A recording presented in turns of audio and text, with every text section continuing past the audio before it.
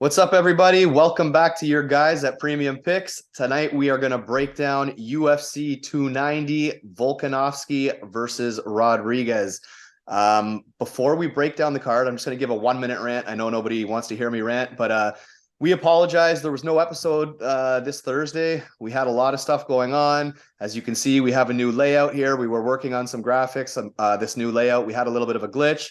To make up for it, we're going to do a little raffle. As you see, we got some sweaters made. We got some t-shirts made. I don't know if you can really see it, but we did get some merch made. So we're going to raffle one off. For the next 3 pay-per-views, we are going to draw a random subscriber's name from completely at random. We'll have the computer do it. I ain't picking it. It's going to be completely random. If it picks your name, I'm going to put my email address up. You email me. We're going to ship it to you as an appreciation from us. You know what? Talking about appreciation, guys, we've been at this for only 3 months, and I just got my my monthly report.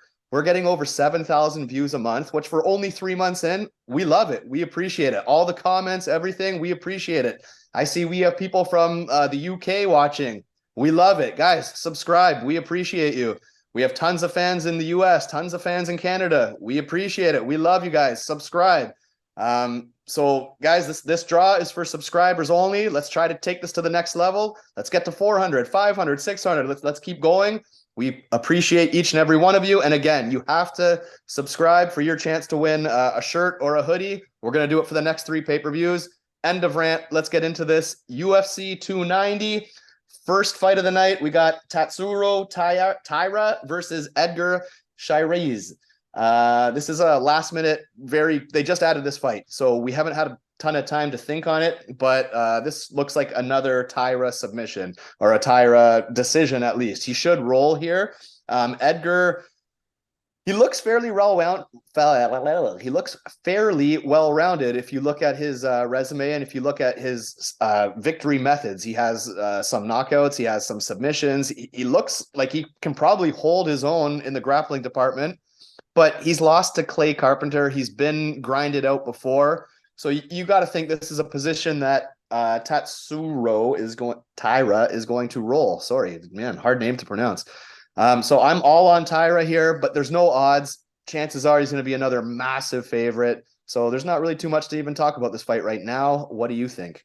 I think Taira should roll here. Actually, Taira by submission is really up there because the difference in Clay Carpenter and Tatsuro Taira when they get on the ground is Taira really searches for those submissions. He's a real go-getter on those. Clay Carpenter's more of a position over submission kind of guy, very active. Chairez showed no disdain for like not getting taken down in that fight too. He got taken down 3 times. And Taira, he wants to take it down. So that's how it's going to work. Chairez, he always has a puncher's chance, but he's only defending the 50% of the takedown. So every 1 out of 2 times Clayton Carpenter went down to take him down, he took him down. So I still don't see anything changing with Taira, and Taira's better grappler. So Taira by finish inside the distance is probably the way to go to get better on the odds. Probably getting something like -4 or -500, something like that's probably what craziness is going to happen.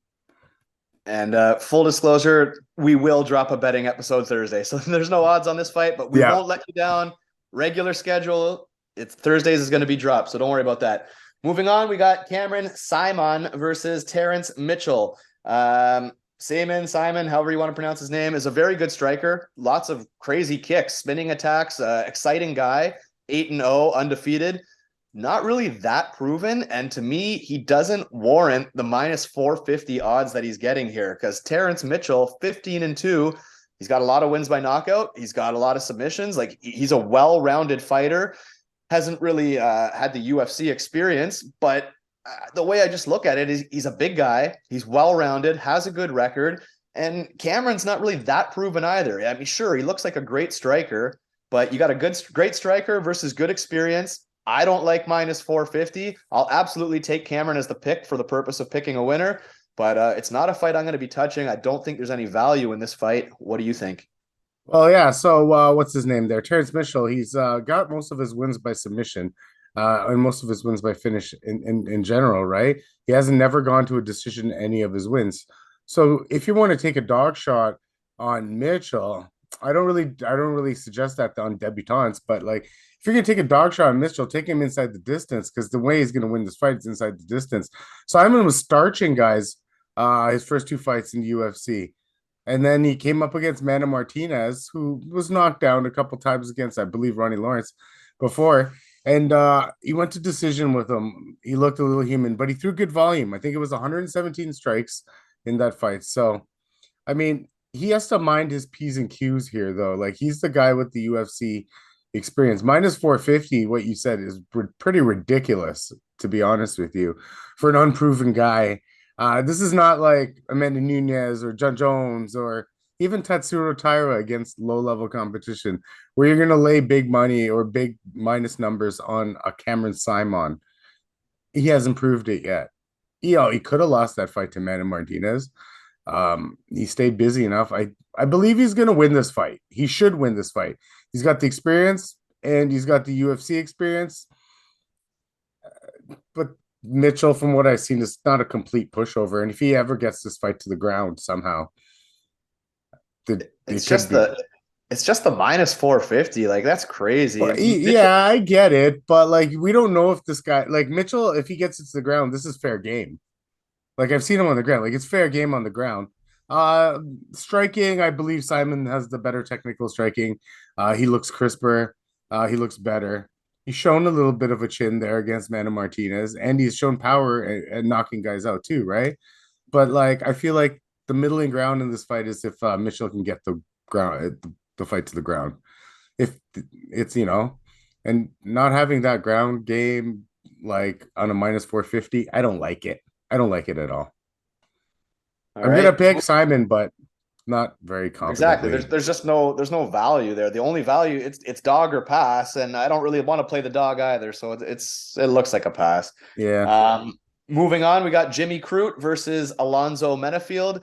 This is a rematch from that very controversial draw. I don't know when it was, maybe 6 months ago. I don't know exactly when it was, but I remember the fight very well. Menifield was cruising. He was rocking Jimmy Crute like multiple times.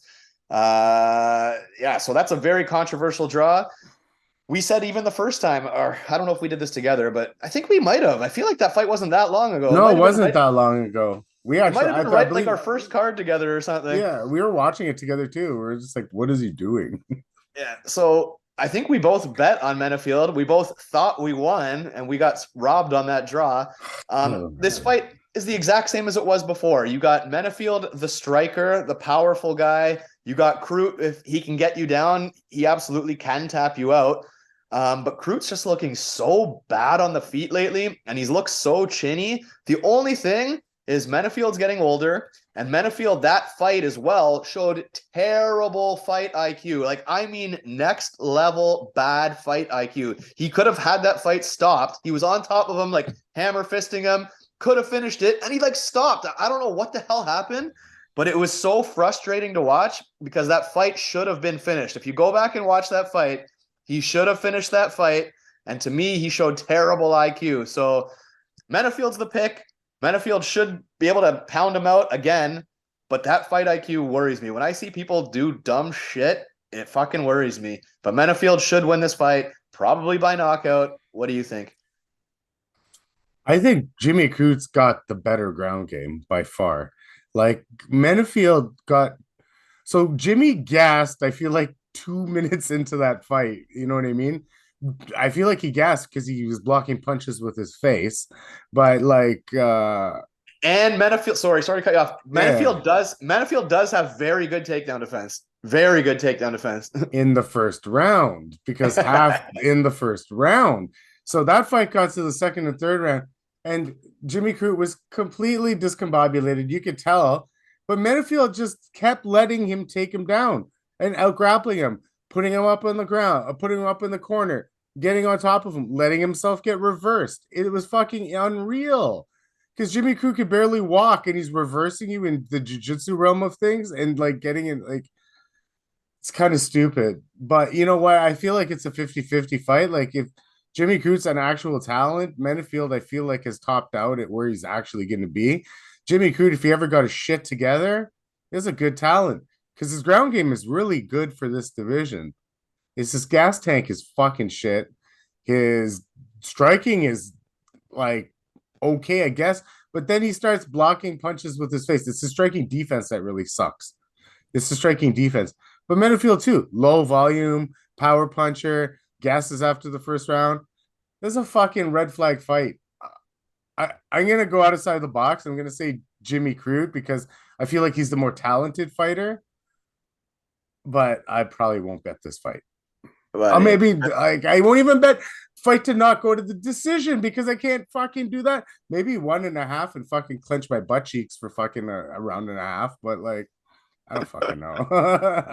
Like, but I don't know. they're both shit, man. Honestly, Crute's the more well-rounded fighter, but By he's far, so but fucking like, chinny, man. yeah, and he gasses. He gasses too. That's the fucking problem. They both gassed. They were like zombies walking around the fucking octagon last time. Enough. All right. Let's get to a better fight. I don't think the next one's much better. We All got right, whatever. all right, moving on. We got Vitor Petrino versus Marcin Prachnio. On paper, it should be exciting. We got a striker versus a striker. Vitor's undefeated with a ton of knockouts. I think he's 8-0 with 6 or 7 knockouts. And then you got Prachnio, who's the point fighter. So you're either getting a Vitor knockout or a Prachnio decision. I'm going to go with Vitor. He's not proven at this level. I don't think he has any UFC fights, in fact. But Marcin struggles with power punchers. He does get knocked out here. He's been knocked out quite a few times. So I'm going to give the newcomer the benefit of the doubt. I don't think I'll be playing it. The odds here are minus 250 on a guy who's really proven nothing. So I think if you're on the Marcin side, you're getting plus 200, and you're going to get that. If he's to win, it's going over. I would take him same game parlay, whatever you want to call it, to win and over, or even by decision. But I don't like Marcin Prachnio. Sure, he beat William Knight because William Knight did absolutely nothing. But I'm going to go with the newcomer, Vitor Petrino, probably by knockout. I don't think it's a bet for me, but that's the pick. What do you think? I actually like Petrino quite a bit here. It's not like he's coming in as a debutant. He's got the Dana White Contender Series. He fought Anton Turkalj, whatever his damn name is, in his first fight. So the two things that he does well are what Prachnio doesn't hold up against. He's a good power puncher. Prachnio has gotten dropped by, I believe, Mike Rodriguez, Sam Alvey, and Magomed Ankalaev. That's the only one you can give him a pass on, because the rest of them, shouldn't lose to if you want to be anything in here. And Petrino, in his last fight against Anton Turkalj, he took him down 7 times. He got taken down 5 times, but he has offensive wrestling. And a couple fights ago, if you remember, Prachnio just got out wrestled by what's his name? Felipe Lins, right? So Vitor Petrino's taking down people at a 77% rate, which is pretty fucking high in the UFC. So if he wants it down, it looks like he's getting it down. His defense is about 66%, so he can be taken down. But Marcin Prachnio here, like, I don't know. He's never taken anybody down. He has a takedown accuracy of 0% because he doesn't fucking do it. His takedown defense is 62%, which is okay. But, like, Felipe Lins controlled him pretty hardcore in that fight. And to boot, Marcin Prachnio has fucking shitty fight IQ as well. And he doesn't go for it. He always holds back. And you don't even know what his chin looks like. So, yeah, I like the spot for the newcomer, the up-and-comer, sorry. I like Petrino a lot in the spot. I think the numbers and covered. His money lines actually can get covered because, like, I didn't feel like Prachnio ain't that good. And that William Knight fight was just bullshit anyways. Like, I could have beat William Knight that night. For sure, man. Yeah, no, Prachnio sucks, man. He just likes to fucking kick No, your no, leg. no. This kid looks okay. Like, this kid looks like, and like I said, like his strengths look like Prachnio's weaknesses, right? So Yeah. multiple ways to win a fight. Sounds good to me. I mean, I agree, and I think Prachnio sucks personally. Like he's so fucking boring too. So I'm rooting for the new guy. I'm rooting for him. Yeah, me too, man. It seems All like right. he's okay. Moving on, we got Camuela Kirk versus Esteban Ribovics, whatever you want to say it. Yeah. Esteban is a minus 200, and I don't really like him at those odds. In fact, I almost want to stab the dog here. Esteban's coming off a loss to that Loic Radzhabov, who just looked fucking terrible last week. Terrible. Like, looked terrible. That's why I want to stab the dog here. I want to play Kirk. And so far, I haven't really taken any underdogs. I feel like this is the underdog spot for me. I think Kirk can win this fight. My notes here, I wrote down two very well-rounded fighters. They both have good ground games. They both can grapple. They both can strike. To me, maybe the better gas tank here wins. Like this is to me, this is a very, very close fight. And in a very, very close fight, when one's minus 200 coming off a loss, I think I like the dog spot here. I'm not saying I'm betting it yet. I got to do more tape. But if there's a dog spot I like initially off the bat, it's here. What do you think? I don't like Esteban at the odds that he's at. But at the same time, I don't like Camuela because fuck, buddy, he's lost the two fights he's lost to Damon Jackson, just got subbed and got fucking railroaded pretty hardcore by Damon Jackson that whole entire fight. And he got overwhelmed by like Billy Q. Billy Q finishes you, you got problems too. And the only fight he won was against Makwan, where he thought he lost, and Makwan took him down 5 times in that fight. So SMN's not taking him down. He's gonna strike with him. It's like two low volume strikers coming right at you. It's more like, does Camuela take him down, right? And that's where you can win on this as the dog pick. I don't really have too much, but I think minus 200 is too wide. I think Camuela, if he probably gets onto the ground somehow, is how he wins this fight with Esteban. Obviously, Loic took Esteban down 11 times last fight. So that's a lot. I mean, there's a path to victory for Camuela is to use the ground game. Against Makwan, he didn't have any takedowns, but he did, I believe, reverse a whole bunch of positions and threaten with subs as well. So, I mean, I think it's there. If he's not getting overwhelmed, it's like, do you think he's going to get over? Say Billy Q is an overwhelming fighter and Damon Jackson's overwhelming fighter. Has anything you've seen in tape with Esteban say that he overwhelms guys? It's because I haven't seen anything that he's like one of those pressure forward fighters that push the pace on anybody. He didn't look like that when I saw him. So I think he's an overrated like European fighter who came out of like, he came in with a good record out of nowhere, but he hasn't really shown anything. I mean, minus 200, you said, dog or pass for me, for sure, based on odds and based on the way these guys fight. Kirk might not be the best. He's a generalist at best, but the path is there for a win.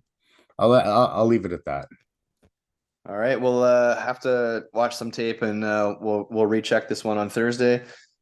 Moving on, we got a really fun women's MMA fight here. I think this is actually going to be a good fight. We got Yasmin Jauregui versus Denise Gomes.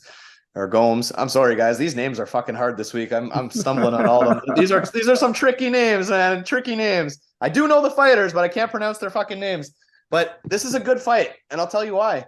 Both girls here are big punchers. They both have a lot of power. We got 10-0 with 7 knockouts, and Gomez 7-2 with 5 knockouts. So it's rare when you're getting two girls that can actually bang it out. Are they the greatest? Probably not, but they can hit hard. So I think this is going to be a fun fight. The newcomer's coming in with quite a bit of hype here, and she's a minus 450 favorite. I don't like those odds. I really don't. I think she wins probably, but minus 450, like women's fights, the dogs hit all the time. So I ain't playing it. I ain't playing her at minus 450. I'll tell you that. What do you think? So Yasmin is a notorious striker. That's what she does. That's her thing. She actually has a good win. She beat that Yasmin Lucindo, who just beat Brogan Walker, looked really good. She's a good prospect herself. They put her up prospect versus prospect. This is another prospect versus prospect fight, if you ask me too, right? Because both girls, I mean, I feel like Denise Gomes gets undervalued because she's a dog out there, man. She's not bad. No, she's a dog though. She fights. She's like one of those guys. You're like, oh, this guy fights for my money. She fights for your money. I'm giving you that she's going to be a dog. Now, I mean, Denise has fought some decent she just derailed that hype train. Who was it? Bruna Brazil, who was supposed to come in and wipe the floor with her because I believe she was like a plus 200 underdog. In that, she lost to Loma Lukbume. So there's a couple of things, right? So Denise Gomez, she throws some good volume when she needs to. I think she'll need to in this fight because Yasmin's going to throw some good volume. She has a takedown defense, Yasmin, of 100%. So she's never been taken down. So Denise also likes to mix in the wrestling as well. She had 3 takedowns against Brazil, but maybe that's because I think Brazil kind of like dumped that gas tank in the first round and a half. She had that adrenaline dump, but I feel like Denise won't be able to get this ground. So this is going to be a stand-up battle. Yasmin has the crisper, more technical strikes, but Denise is a dog. She's going to make this fight a dog. And you said it's minus 450. Like, Denise hits hard too, man. Yeah, I don't think she's going to put her out, though, because Yasmin's too technically sound, I believe, with the actual striking defense on this whole thing. I feel like Denise is just going to come up short. But nonetheless, this is probably, I believe both girls are pretty tough, and this is going to go to decision. And I feel like Yasmin's going to out volume her. So when those props come, see what her decision line is. If it's like plus money, it's probably good to go. Denise, she's a dog, though, man. Minus 450 is too much. I'm still picking Yasmin to win this fight because she's a crisper striker. I don't think Denise gets this fight on the ground, and yeah, that's how I see this one going. Yeah, I have Yasmin too. I'm just saying I don't like or agree with minus 450. That's it's fucking gross. It's nasty. It's too big. all right. Moving on, we got Shannon Ross versus Jesus Aguilar. We got Ross, who's the striker, and we got Jesus, who's the grappler. Simply put, I think Aguilar rolls here. I don't think Shannon Ross is really good at anything, to be honest. Even calling him a striker, I don't think he's a great striker even. So for me, it's more betting against Shannon Ross. I think Shannon Ross sucks. Like he's on his way out. I don't think he's very good. What do you think? It's a tough fight to call because like he shucked off the 1 or 2 takedowns he's had on him in the UFC there, Shannon Ross. It was more, it looks like to me like it's his chin that always befalls him, right? You know what I mean? So it's what kind of striking does Jesus have? Like that hasn't been shown. So again, this fight's up in the air as well, right? So do you have the odds on this? Ross is a plus 180, and Jesus is a minus 220. Fucking wide again. Because if he can't get him down, what is he gonna do? I haven't seen Jesus striking. Ross is so chinny. He's so chinny, but does this guy have the power? Sometimes chinny fighters like Marcin Prachnio are able to like not get knocked out or like you know. This fight has red flags written all over it. I mean, I'm gonna take. Oh, I'm stuck on this one. I feel like I don't know what happens if he shrugs off these takedowns. Like I can't trust Jesus's striking, but at the same time, I can't trust Shannon Ross to like take all these takedowns and not do anything with him because this guy Jesus is a submission guy, genius, right? And look at his record. So I mean, if he was such a terrible striker, someone would have chinned him by now. But look at his record. He's winning, man. He's a winner. Yeah, he seems to be getting these low-level guys down to the ground. He's fought Edgar Chairez.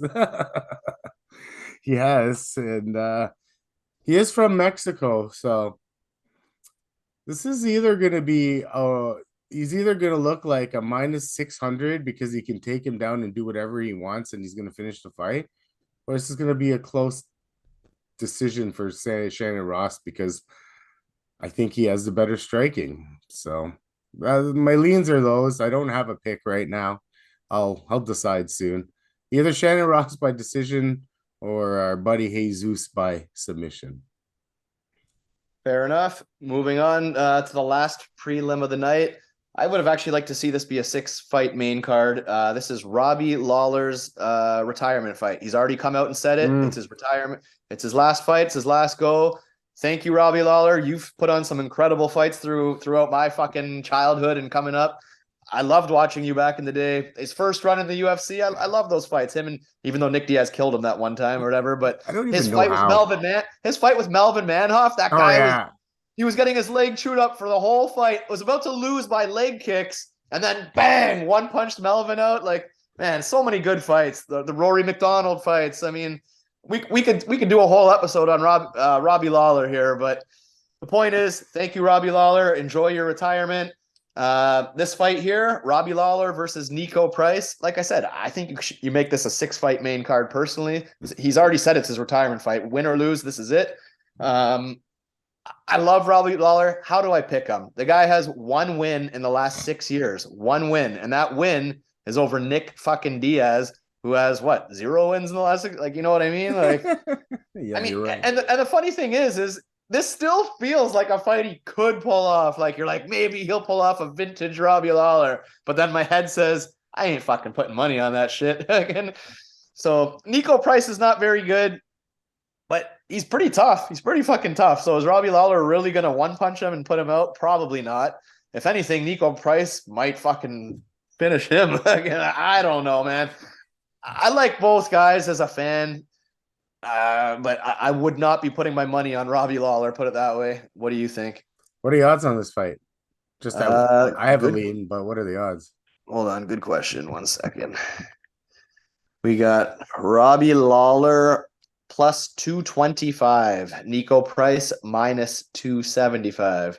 It's actually not a bad price on Nico, to be honest with you. Like, considering all the facts of Robbie like retiring and everything. Let's break it down. Robbie hasn't beaten anyone by Nick Diaz, and favorite Robbie Lawler moment of all time was a fight where his lip was fucking hanging off his mouth. That was who was that? Rory? Was that against Rory, or was that against Woodley? That might have been who was that against? I can't. Was that Hendricks? It was a Hendricks. I don't remember. All I remember is that picture that they had on the internet of his lip like hanging off his fucking mouth, like.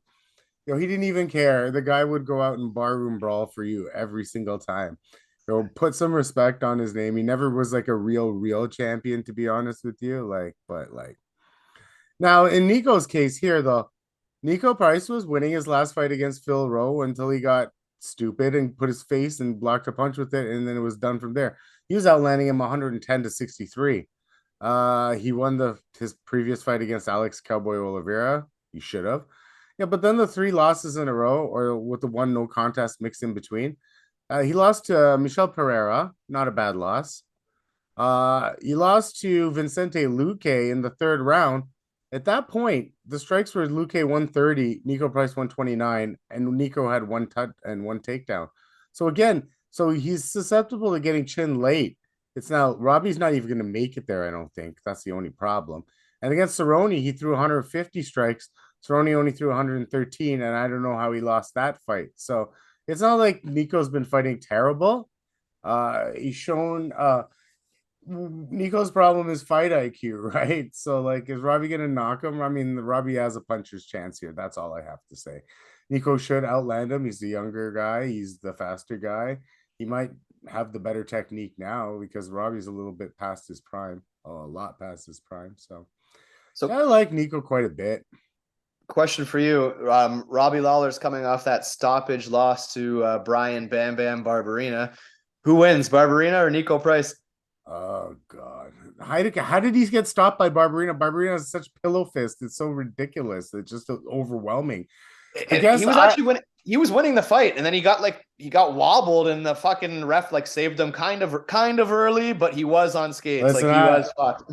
I think Nico Price is better than he actually performs, and he's had some tough fights lately. And the fights he should win against, like the James Vicks and all those guys, and the Cowboy Oliveira's, he does win, right? And even the fights that he's losing, like Luque, he was right in there with Luque, and he got hit, and he was right in there with Philip Rowe, and he fucked 2 more minutes, and he wins that fight unanimously. Yeah, and Michel Pereira and Vicente Luque would both fucking knock out Robbie Lawler. Like, yeah, well, Michel Pereira is underrated too. People they always think he's like such a splashy guy, but he actually is a pretty good fighter. He's very good. Yeah, he's very good. Yeah. Well, thank you, Robbie. You know what? I might actually bet against you because it'll be a fight that if I lost that bet, I'd be happy. I'd be like, I don't care. Robbie Lawler won. I don't care. I'm cool with that. But that should be a fun fight anyways. And yeah, enjoy your retirement, Rob. All right, guys, moving on to the main card. Before we get into it, remember, subscribe so you can be in our raffle, win a shirt, win a sweater, win something. Let's get these subs up. We appreciate you. Moving on, first fight of the main card, we got Jalen Turner versus Dan Hooker. This should be a striker versus striker. I don't think there's going to be a whole lot of grappling going on unless Dan Hooker has finally smartened up and realized, hey, I can't bang it out with guys anymore. Because I think Dan Hooker's kind of fucked here unless he's going to shoot himself. Because you know what? Dan Hooker might not be a wrestler, but he's always done pretty good when he has grappled, to be honest. He took Poirier down a couple times. Not that Dustin's a huge wrestler himself. I remember he took I remember there was another couple fights that Hooker's actually grinded out. He won by that submission on Jesus, and won money off of him. Yeah, he has grinded a couple guys. That Haskparad or Naskparad. I'm not looking at the record right now, but I know he's got a fucking fighter that he did wrestle quite a bit with to get that win, and it was smart. It almost catches guys off guard because I think at this point Hooker's like Ginny, man. Like at first everybody thought he was the toughest guy in the world after that fight with Dustin. That was like, that's a classic fight. If anytime you watch that fight, you're going to enjoy it. Like that fight was phone booth, just both banging it out. And he showed a tremendous chin. Then everybody jumped on the Dan Hooker train. And since then, he's shown almost no chin. So I don't like this fight for him. I've actually already placed a couple bets on Turner because I thought his line was going to skyrocket. And I don't even love Turner, to be honest, but he does hit hard. He's even longer than friggin' Dan Hooker. So I got Turner here most likely by knockout. I think he's gonna beat him up on the feet. That's what I think. What do you think? So both of them have decent takedown defense. Turner's at 74%, Dan is at 81%. But Turner's two losses were to what? Matt Favola, and his last loss was to Gamrot. And the main thing in those two losses was he was taken down four times. When he's not taken down and you can't control him, you can't beat him because he hasn't been he hasn't been beaten if you can't take him down, right? He either strikes at you from range or he gets you down and subs you himself, right? So that's just been the motto. So how's Dan going to do this? Like you said, he's not a big wrestler. He did take Poirier down four times. Before that, I believe it was Mark Diakese, though, that he took down and subbed via guillotine. And other than that, he's never really employed wrestling because I think he relied too much on that chin. And like you said, the chin is going. If this stays at a range striking match, Turner's just going to be too long. He's going to pick apart. I know he beat Claudio Puelis the last time Hooker did, but that guy was like, what is he doing? He was like trying to pull guard, fall down. Like That was pathetic. It was like, oh my God. It was worse than like anything what's his name? Ronnie Yaya would do to get the fucking fight on the ground. So I think it's gonna stay in the kickboxing realm. I think that Turner's just gonna outreach him and outdistance him and outvolume him. Possibly a finish if the chin's not there, but I'm gonna go with Turner by decision. Even Decision. though, Okay, yeah, I'm gonna wow. go with Turner by decision. I think he's gonna be safe. He doesn't want to get into it. Why you get into a firefight with Dan? Is the only way Dan's gonna win is to get in a firefight with Dan, get too close in the pocket. I feel like it's going longer than maybe the 1.5. I think he's gonna feel out the distance and just keep the distance. And if the finish comes, the finish comes. I don't think he should push this one. That's all. That's just the way I feel. Yeah, no, hey, fair enough. And I mean, I'm assuming Hooker's going to come in very cautious too. I'm sure he doesn't want to get into a firefight either. So, but I really like Turner in this spot. I think he's going to grow big time. I mean, right now he's sitting minus 225. I expect him to close like minus 350, minus 4. Maybe I'm wrong, but I hammered him already. I have a bet with him, and there's a couple other fights coming up, so I don't want to ruin those picks yet. But yeah, I've hit Turner a few times, and I had a huge bet with him and Jack Della Maddalena. But obviously, as you guys have heard, that fight's canceled, unfortunately. So that ticket's going to be refunded. But I like Turner big time. Moving on, we got what should be in a different spot on the card. We have Robert Whittaker versus Jauregui Du Plesis. They're labeling it as the #1 contenders match. I mean, sure, Robert's probably earned it again, but no one really wants to see him fight, is he, again? I don't think. But this fight, Rob's a minus 400, And I get it because Dreykus is so sloppy, but he keeps getting it done, man. And Robert's kind of like he's turned into like a decision fighter, a point fighter, and Dreykus doesn't go the distance. He's finishing all his fights. Robert's maybe a little bit chinny, and maybe some people will say, no, no, he's not. He's been in there with Romero, never got knocked out. But I don't know. I feel like he does get rocked quite a bit. Like, listen, Robert Whittaker is by far the better fighter, way more technical, way more skilled. It wouldn't shock me if Dreykus fucking pulled this off somehow. It wouldn't shock me. Wouldn't shock me if Robert absolutely kills him the way he should as well. And the thing, like, I don't like Robert minus 400. Like, I don't know if I want to bet him at that. Dreykus plus 300. I don't want to bet him at that because I don't. Robert's the better fighter. What I'm waiting for is I feel like because Roberts turned into such a decision fighter, like all his wins, when's the last time he finished someone? He doesn't finish anyone.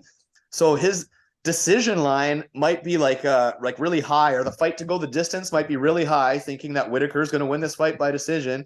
If fight not to go the distance has decent odds, I'm going to stab that because Dreykus, if he wins, it's going to be by knockout. And honestly, if he loses, he's so sloppy. Robert, this is a fight that Robert maybe could get that finish finally. So I feel like fight doesn't go the distance if the odds are good, might be my play here, just because I don't think I want to play minus 400. But this is going to play out on the feet. This is Robert should win. What do you think? It's a tough one. It's tougher than that because the minus 450 is really like, so like Robert Whittaker in his 3-round fights, 74 significant strikes, 1 takedown, 69 significant strikes, no takedown. Gets obvious against Vittori and Cannonier. Five-round fights against Izzy, 559 significant strikes, against Gaslam 150, but that's in a 5-round fight. Again, in a 2-rounder against Izzy 32. So, you can say that he's a tiny bit low volume. He has great takedown defense, so this fight's not hitting the ground, so it is going to be on the feet. So now here comes the thing. It's like you were saying, Dreykus finishes his fights. He does. I don't think he's going to finish Robert, to be honest with you. The guys that he's finished the last 2 times, one was Darren Till, but was Darren Till on the ground in the 3rd round. Darren Till showed a lot of, resilience in that fight. And Derek Brunson was like the chinniest guy, like in the middleweight division now and all. So the one time he did go the distance was against Brad Tavares, and Drickus threw 113 significant strikes in 3 rounds. That's a lot to me. And that's a lot compared to what Robert Whittaker throws in 3 rounds. You gotta remember, this is not a 5-round fight. Robert Whittaker's not highlight like main carding a fight night here. So this is a main card fight with only 3 rounds. So minus 450 is wide. Unless the decision prop is something like super good. I think a stab on Drickus might be the only play here. Because he's so low volume. Like I've seen Rob hold back. If he threw with more, he's the better technical striker for sure. He's got the better gas tank for sure. He's probably got the better chin for sure. But Drickus keeps coming. It keeps coming. And the one time, like you said, he went to decision, 113 strikes. Robert hasn't come close to that in the 3-round fight. Some food for thought. I'm gonna go with Robert Whittaker, but I wouldn't be overly surprised if Drickus Du Plesis can win a decision here. I'd wait for the props. Dreykus right now plus 350. I wonder what his finish line will be, or what his decision line will be, or what Robert's decision line will be. Like I think you got to wait and see what the numbers are, and to pick your method of victory, because the minus 400 and it might even grow or whatever. It's not doing anything for me. So we'll do this. Do either you bet the decision on both sides, because that's the way I think it's gonna go. So you do like a 70 on Robert if it's plus 100, and then you do 30 on Drickus, who's like, if he's plus 350 now, for his decision is gonna be like plus 500, right? So either way, you make money on that, right? So I'm not gonna lie, I'm gonna zig to your zag or whatever you want to call it there. For me, you think it's gonna finish? For me, if Dreykus is to win, he has to catch him because I don't think he can win a 15-minute technical match with Robert Whittaker. So Not a technical match, but don't you think he can out-volume him? It's not like Robert's not gonna like he doesn't do anything that wows you anymore. The last person he knocked out on your thing was Jacare Souza. That's who the last guy he knocked out, right? And that was a fucking while ago. I agree 100% that Robert's not wowing me. I agree that, yeah, like I agree with everything you said. The low volume, the not wowing me. But Dreykus is so fucking gassy, I man. Like know, but he strikes with his head like straight I up. Like know, but he he somehow gets does it weird done. shit, man. I He don't does know, weird shit. but he gets it done, and he even and him winning that decision against Tavares is really it's noteworthy to me. That means he's already proved that he could win a decision, He's got right? heart, man. He's got heart. So that's the thing, right? He's proven to me that he can win a decision. He's not a bad fighter. He's a sloppy fighter. There's the two different things, right? So like, well, who knows, man? I think there's a shot for him. I might poke his decision line. But and let's get one thing straight. I think everybody likes Robert Whittaker as a person. Like he seems like such a nice guy. Like he seems cool as hell, whatever. But hey, it's better for the division for Dreykus to win this fight, man. We need something new. We need fucking and him and Izzy talk so much shit, whatever. It's almost like, if he wins this fight, he's getting a title shot 100%.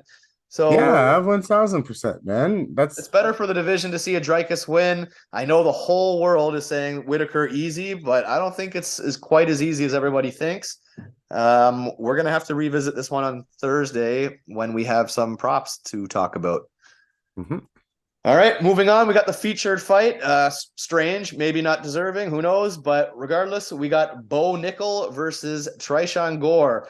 Nickal, we all know who he is. He's the wrestling phenom. He's only 4-0. But he's undefeated, and his fights are extremely quick. Every single fight, he seems like he's a minus 1,000 or something. Let me just check right now. Let's see. Oh, minus 1,400. Every fight, this guy's minus 1,200, minus 1,400. So obviously, the hype's real. Like his credentials are real. He's well spoken. He comes across as intelligent. He's a freak wrestler. But man, he does some weird shit too, man. I remember even that last fight, didn't he like come out throwing some stupid kick and he like slipped and like Yes, that but was hey, a let's give him the benefit of the doubt. Like, man, he's coming in as a as a like I said, a wrestling phenom, but he can take anyone down that he wants to. He should be able to. And on top of that, he doesn't just like hold you down. He taps you. He's got great chokes. He knows how to grapple. He's got good jujitsu, good submission wrestling. So I mean, is anybody in the world picking against Bo Nickal here? I don't think so. Is anybody expecting this fight to go fucking 10 minutes? I don't think so. I mean, obviously I'm not going to bet minus 1,400. If you're going to play this fight, you have to wait for the props and you're probably going to have to hammer round one finish. That's probably the only way you're going to get anything. And if that's like still minus 400, I'm not playing that either. So I don't think there's going to be any plays here. Bo Nickal's going to win this fight. He's going to tap him out. At least that's how I see it. Do you see something different? What do you think? yeah, it's just something sort of different. I mean, Nichols gotten the one or two takedowns, and he's like just rode it out and killed whoever he's fought so far, right? So Trayshawn Gore here, he's got an 81% takedown defense in his three fights. Brian Battle, Cody Brundage, who is supposedly a wrestler, and Josh Fremd, who I believe Josh Fremd is the guy that Was took taking down down our dumbass. SD dumbass the one time. So hot take. I think Nickal might win this fight, right? Might win this fight. Yeah, the hot take Dude, is Cody Brundage okay. beat Gore. What happens? Yeah, but I feel like what happens when he can't take it down? I think he's a better striker than Cody Brundage. Okay, I don't know. I'm not saying he's not winning. I'm picking Bo Nickal. I'm just saying like like okay, so I'm not saying that he can't take down Trayshawn Gore. I'm not saying that. All I'm saying is 81% is pretty good. That's not bad. I don't know what kind of I mean, we've seen the Bo Nickal wrestling, whatever. It so happens he cannot take down Trayshawn Gore. Is he gonna knock him out? I don't know. Gore's 4-2 though. So when you say that he's got good takedown defense, like he's 4-2, he's fought nobody. I know, but Bo Nickal's shown nothing else but an elite ground game, and not amazing, but good wrestling for MMA. And he's shown good control once he gets it there. Of course, the grappling is 1000% good. And I'm not saying he loses this fight. I'm just saying, like, he's up against a guy that has on paper, this is just paper, 80% takedown defense, right? So 4 out of every 5 takedowns, he'll get snuffed off. So, like in a fighter's head, what happens if your first 2 get snuffed off? He's gonna keep coming. Is he gonna come in with his head down? The one thing Tresean Gore does have is power, and he can catch him, right? So I don't know. I don't think it's like I don't think it's you know what? You know what my hot take is? Over 1.5. All right. If you get plus money on it, I think he might be able to at least hold off. I believe he holds off the first couple takedowns, but then gasses out in the true Tresean Gore style, and Bo Nickal wins sometime second round. I want to be different. I can't fucking pick Bo Nickal first round like everybody else. I'm trying to find holes in this guy's game because I don't think he's phenomenal like an Ilya Topuria. No. He's not polished by any means necessary. Yeah. But he also like he rushes everything. Like his pace is so fast that I don't even know if his fight could go that long. It's just almost like if he can't get the takedowns and all that There's shit. so many unknowns with Bo Nickal still. The cardio is like really unknown. The striking is unknown. We haven't seen him drawn out, right? So it's gonna have to happen. I'm not saying it's gonna happen here. I'm just saying that Tresean Gore, it might not be a pushover like the other 3 guys. That's all. Hey, fair enough. I mean, he looks like a great athlete. He's a strong guy. I just don't think he's a pushover. I don't think he's just gonna fall down like these other 3 guys in 2 minutes. Yeah. So show a little bit of resiliency to Bo. We don't know what his mentality is like. Does he have that fighting fucking mentality, right? So who Fair knows? enough. Yeah. All right. Fair enough. All right. Moving on. We got the co-main event. We got Brandon Moreno versus Alexander Pantoja for the flyweight title. For those of you that don't know, this is actually their 3rd meeting. Pantoja has beaten Brandon Moreno twice. He's finished him once and he's decisioned him once. They were a long time ago. Brandon Moreno is a much different fighter now than he was then. But I'm sure you could say the same thing about Pantoja. I mean, he's a killer. Like he's the guy nobody talks about, no one remembers, gets no respect. So Pantoja absolutely deserves this fight. And right now the odds are Moreno minus 175, Pantoja plus 150. Funny, Pantoja has 2 wins over him, and you're getting plus money on him. So now disclosure, I do have a bet with Pantoja and Jalen Turner. I was paying really good money, so I did hit that before I thought the lines were going to flip. I don't think that Pantoja is going to flip line-wise, but I did hit him anyways. And that's not to say I'm super confident in it, but I like Pantoja. I've always liked Pantoja.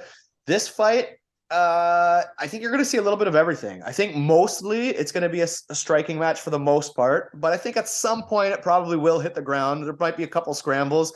I don't think either will submit the other. I don't think.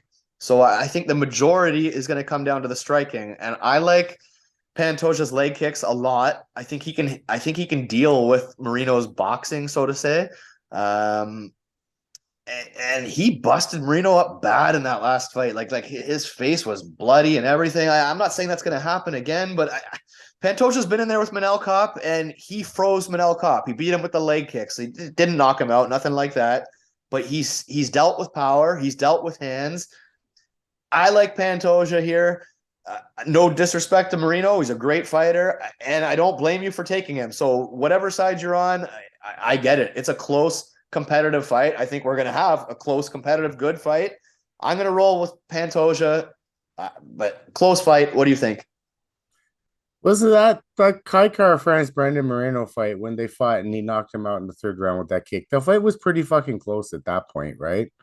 Oh yeah. And yes, that fight was pretty close. The loss to Davison before was pretty, close. So all of his last fights have been pretty close. Nothing has been like super decisive, right? Aside from when he beat Brandon Royval about 5 fights ago, right? So nothing has been so like they're all close. And what begs you to differ that this fight here is not going to be close? I believe their accuracy and takedown accuracy and defense are both exactly the same, 40%, 67%. So Pantoja has those leg kicks, right? And he really uses them well. Moreno, I feel like is so low volume sometimes, and then again, he has to catch up later on in the rounds, right? Was that unanimous decision against Davison, where he got taken down twice in that fight? I actually thought his volume was good in that fight. Now, I was reading this thing about Moreno, and like he's like, "Oh, Pantoja might have beaten me before, but he hasn't fought the new champion Moreno." Blah blah blah blah blah. Right, but I get that. But Pantoja's skills have actually gotten better over the years too, right? So I'm going with Pantoja because I think he's getting disrespected at this line. He's shown that he can beat the champion. Brandon Moreno's getting this line because he is the champion. And his last four fights have been fucking really close. Like really close. You could all the fights that he won, aside from the ones he finished, at those points you can sway back and forth like who was winning, like you know what I mean? So I actually the one loss he had to Davison, I actually think he won. And one of the ones he beat him, I thought you know, like that draw, it wasn't a draw. I believe Davison won that fight. So Oh yeah, big time. yeah, I believe Davison won that draw. And so now like it's like if Brandon, I feel like if Brandon's gonna win, he's gotta finish Pantoja, right? Like, and it's gotta be by I don't see him finishing Pantoja. but I don't see him beating him in a decision like either based on history and what I've seen from him. It's a dog shot, right? And it's a pretty good dog shot, I think, and new when all said and done. We've seen Brandon lose it before. It's better for the division, anyways, if he does lose it, to be honest with you. How many times can we see him fight Davison Figueiredo? Like, holy shit. At least Pantoja will be new, right? And Royval's coming up. He wants some revenge on all these guys, right? So Cop, man, they're all fucking ducking Cop. The guy can't get a fight. Every fight he's had booked, the guy's pulled out. it might work out because Pantoja Cop was really close, right? When they fought the last time, right? I believe it was fucking razor thin. Just leg kicks. I'm gonna look it up right this second here. He lost for leg kicks. Yeah, it was 74-49. Cop with two takedowns, but it looks like they gave Pantoja the volume, right? And that was his debut too, man. Those debuts are real. They have the jitters. He came over from what was it, Risen or some shit. Fucking that's a tough debut. Your first fight against Pantoja.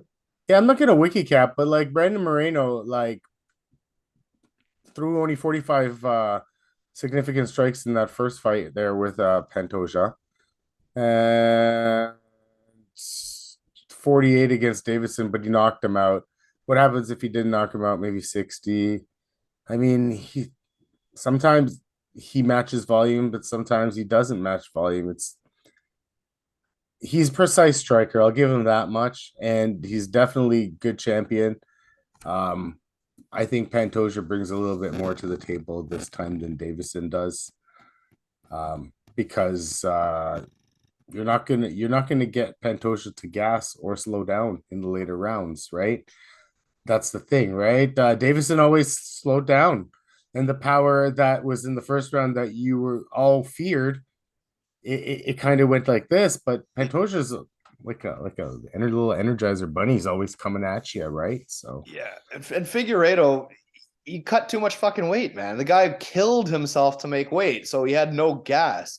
I just think Pantoja, I don't want to say more well-rounded, but uses more tools. Like they both have good ground games, but I think Pantoja's is actually a bit better. Being the Brazilian, he's good at getting submissions, and he uses his kicks. So it's Moreno's hands versus Pantoja's more tools, I think.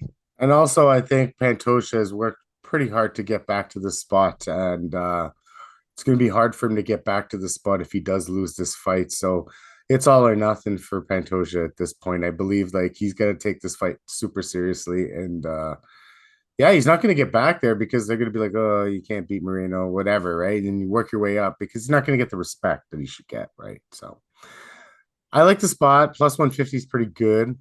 So I'm going to take a shot on the dog here myself as well.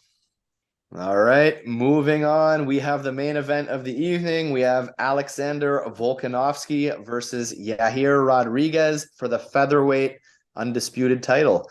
Um, this looks like a striker versus striker, but Volkanovski obviously does have good wrestling. He doesn't use it often, but he does. And Rodriguez, even though he's a very flashy striker, he does have good submissions too. Like he just triangle choked Emmett there last fight. So they're both very skilled.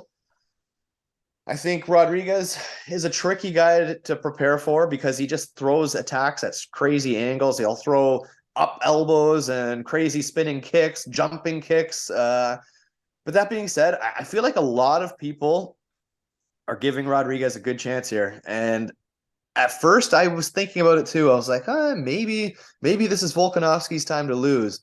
I don't think it is. Honestly, I think Volkanovski's going to vintage Volkanovski here. Like Rodriguez gave Max Holloway a great fight.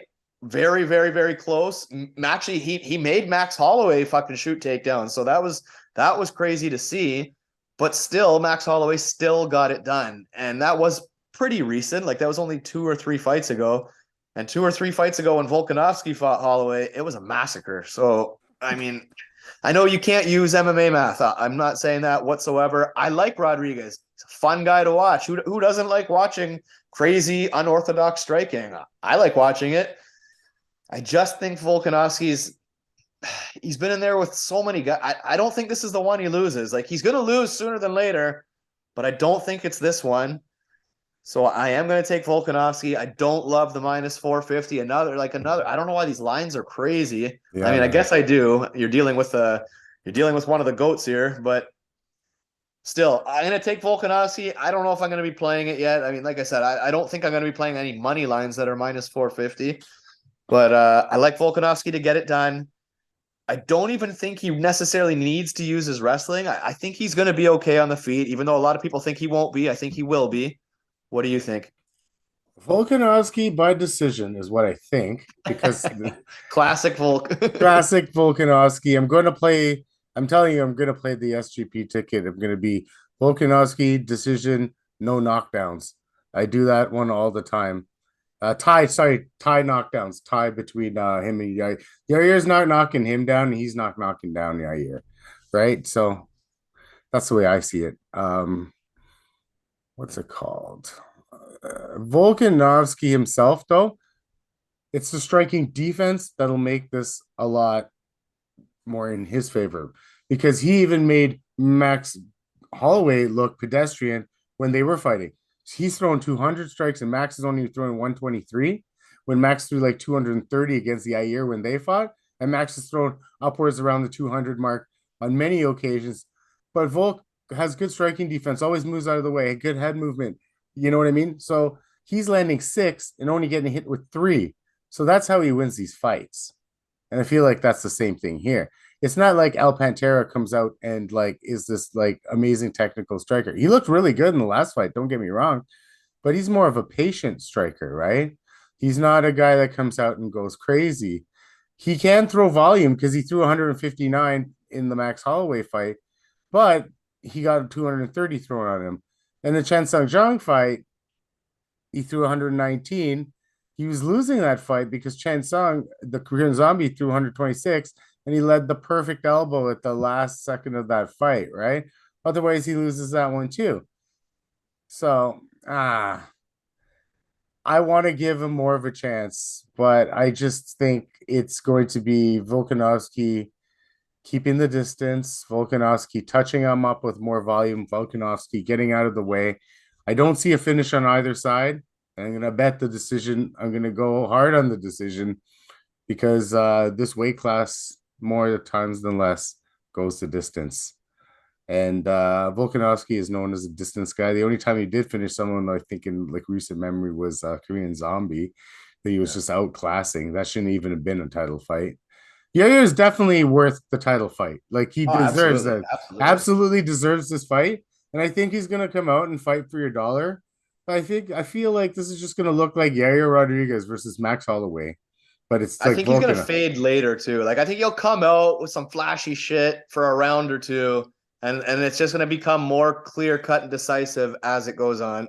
Yeah, man, I'm picking Volkanovski. I'm picking him by decision. I'm making that one of my lock plays that week, that card for now. I All like it. right, there you have it, and still probably the pound for pound #1 fighter out there. They say you can't. It's hard to argue. His resume is awesome. Fuck what Uh, Islam has to say about that too. I don't care. I don't give a he's, shit. he's using IV rehydration. Whatever. Come on, like Who gives a fuck? I That's such a lame thing to say, anyways, man. Oh, he's hydrated. Who fuck cares? whatever. Islam is likes to complain too much. I don't like his style. He is a good fighter. I'm gonna give him his due respect, but whatever. All right, guys, there you have it. That is the early predictions. Hey, it's early. We still have more tape to watch. Come back Thursday. The props will be out. We're going to tell you if anything's flipped. We're going to tell you our most confident picks. We're going to tell you our bets, our props, our parlays, our YOLOs, everything we like. So come back Thursday for that. Until then, hey, if you guys have a strong feeling, let us know. If we're way off, let us know. Let us know your thoughts. We love hearing from you guys. If you're very confident on someone, let us know. Let's talk it out. And again, guys, we're only 3 months in, and the love has been awesome. We want to reciprocate it. Subscribe. We want to send you some merchandise, and we'll see you Thursday.